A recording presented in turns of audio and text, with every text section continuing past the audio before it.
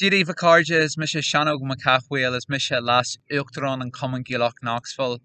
Taman Shaw in Newport in Erhard, Tennessee. Hello friends, my name is John McCaul. I am the Vice President of the Knoxville Irish Society. I am here today in Newport in East Tennessee, and I wanted to make a video for you about the Easter Rising of 1916. Of course, this is April. I'm making this for this video for the Knoxville Irish Society virtual second Saturday gathering, and I made a video last year in 2020 on the Irish Revolutionary period of 1912 to 1923. That is a much longer video. It was actually done as a Facebook Live, and you're very welcome to go back and watch that one too. That'll give you the wider picture of 1912 to 1923. Whereas in today's video, it's going to be a much shorter one that focuses principally on the 1916 Easter Rising. So, when we think of the Easter Rising was an armed rebellion that occurred in Ireland, mostly Dublin, but also other parts of Ireland around Easter 1916. It happened on Easter Monday 1916. Some folks might think Easter Sunday. No, Easter Monday 1916. And the build up to the Easter Rising really began in the decade before 1916. I'm not going to go into too much detail, but basically the British government had promised home rule, basically a form of self-government to Ireland just before the Great War, or World War I, broke out in August 1914. Home rule was on the statute book, but by April 1916 the war had lasted 20 months, and to some people it seemed that home rule would never come. So the anti-war faction of the Irish Volunteers, the leadership of the Irish Republican Brotherhood and the Irish Citizen Army came together, and they organised an uprising for Easter Sunday 1916. They drew on the experience of historical Irish rebellions in previous centuries, the traditions of Gaelic Ireland, and the increasing support for trade unions as well. Despite orders given to cancel military action on Sunday, the rising went ahead the following day, April 24th, 1916, Easter Monday. And on Easter Monday, the rebellion began around midday after the revolutionaries had captured strategically important territory in Dublin, the General Post Office, which was basically the headquarters of the British Post Office in Ireland, the Four Courts, which was the head of the judicial system in Ireland, and St Stephen's Green, which is a big public park just off Grafton Street in Dublin city centre. And basically the main leader of the rising, Padraig Pearse, he read aloud the proclamation of the Irish Republic. And my beautiful wife Aisling East McCaul got me this framed copy of the proclamation of the Irish Republic, I believe for Christmas a couple of years ago, maybe 2018, 2019. And I'm going to read the proclamation to you from this, okay? So it starts off, Poblacht na Heran, which is Irish for the Republic of Ireland. The provisional government of the Irish Republic to the people of Ireland. Irish men and Irish women, in the name of God and of the dead generations from which she receives her old tradition of nationhood, Ireland, through us, summons her children to her flag and strikes for her freedom. Having organised and trained her manhood through her secret revolutionary organisation, the Irish Republican Brotherhood, and through her open military organisations, the Irish Volunteers and the Irish Citizen Army, having patiently perfected her discipline, having resolutely waited for the right moment to reveal itself, she now seizes that moment, and supported by her exiled children in America and by gallant allies in Europe, but relying in the first on her own strength, she strikes in full confidence of victory. We declare the right of the people of Ireland to the ownership of Ireland, and to the unfettered control of Irish destinies, to be sovereign and indefeasible.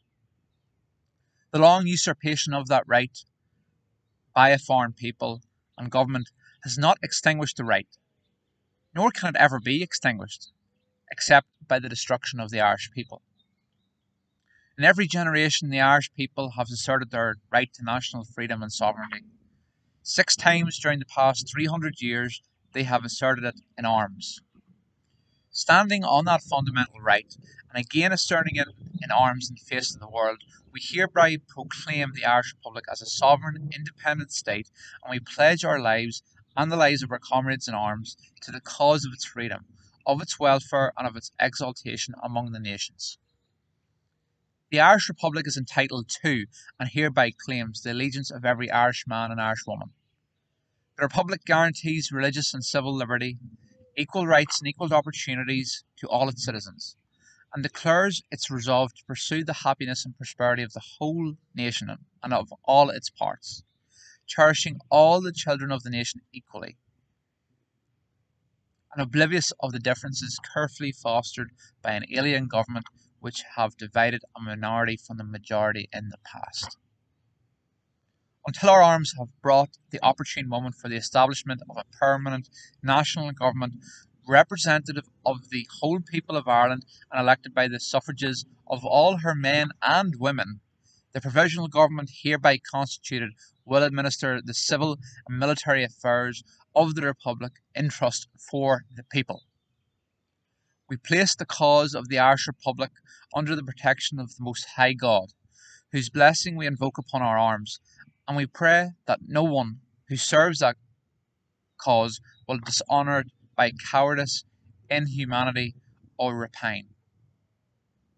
In this supreme hour, the Irish nation must, by its valour and discipline, and by the readiness of its children to sacrifice themselves for the common good, prove itself worthy of the august destiny to which it is called. Sign on behalf of the Provisional Government, Thomas J. Clarke, Sean McDermott, Thomas McDonough, P.H. Pearce, Eamon Cant, James Connolly, Joseph Plunkett.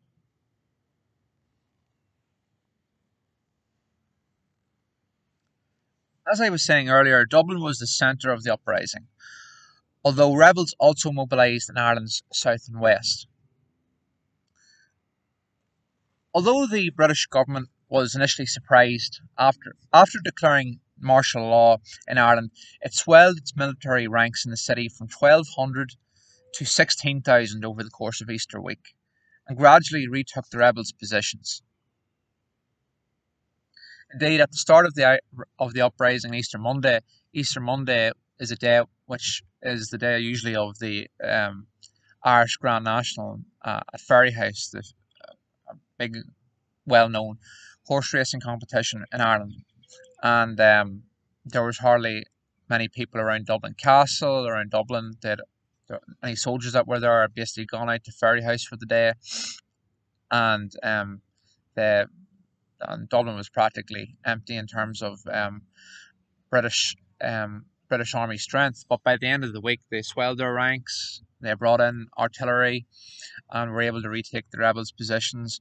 And the Easter Rising ended on April 29th, 1916. So the rebels held out for about a week.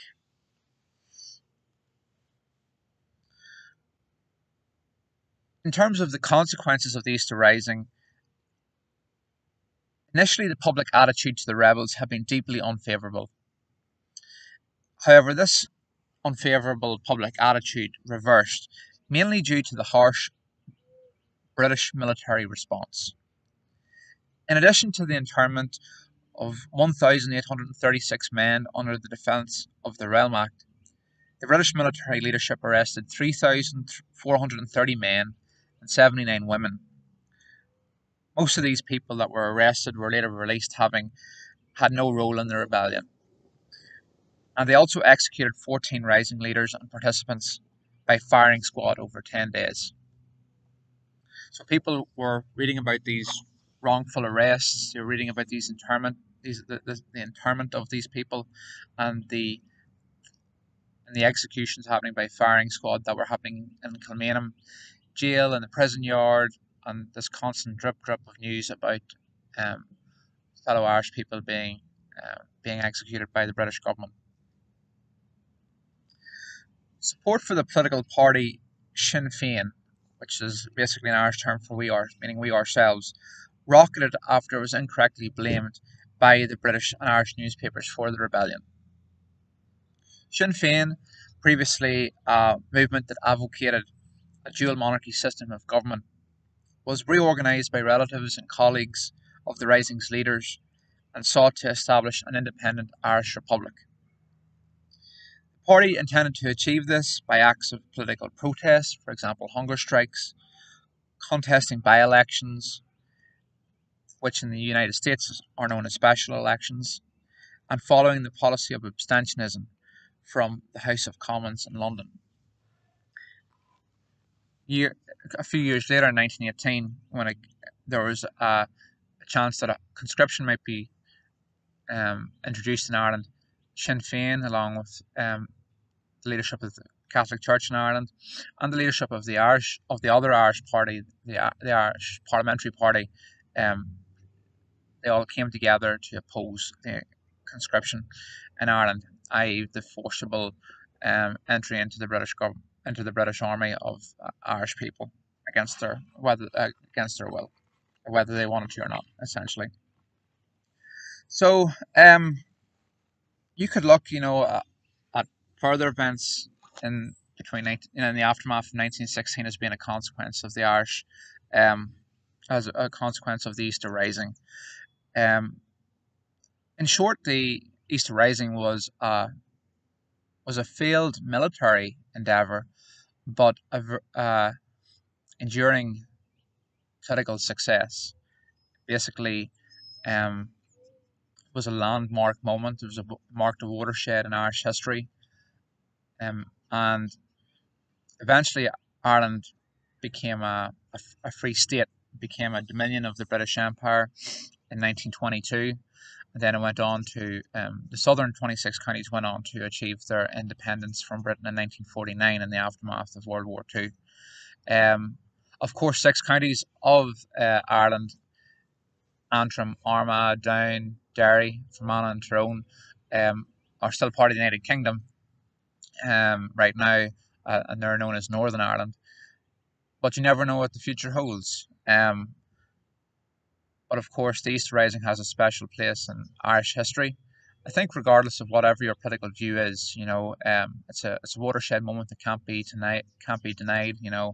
It's up there with the importance of the Siege of Derry or the Glorious Revolution and the Battle of the Boyne in 1690 and so on. That would be celebrated in Unionist and the Loyalist tradition. So that's just a little bit of information about the Easter Rising that occurred in April 1916. We're now over 105 years since that event. I was actually at the centenary celebration with my brother Matthew in Dublin in 2016, and that was a really enjoyable occasion. But I appreciate you joining me today. If you have any questions, please feel free to comment or email me as well. But you can comment under this video, and I will reply to it. And I hope I can give some good answers for you. But I appreciate you joining, and don't forget to keep on checking out our Knoxville Irish Society Facebook page. We're also on Instagram too. So thank you for watching this video, and see you soon. Okay. Ad more of a leg. Slán agus bannacht.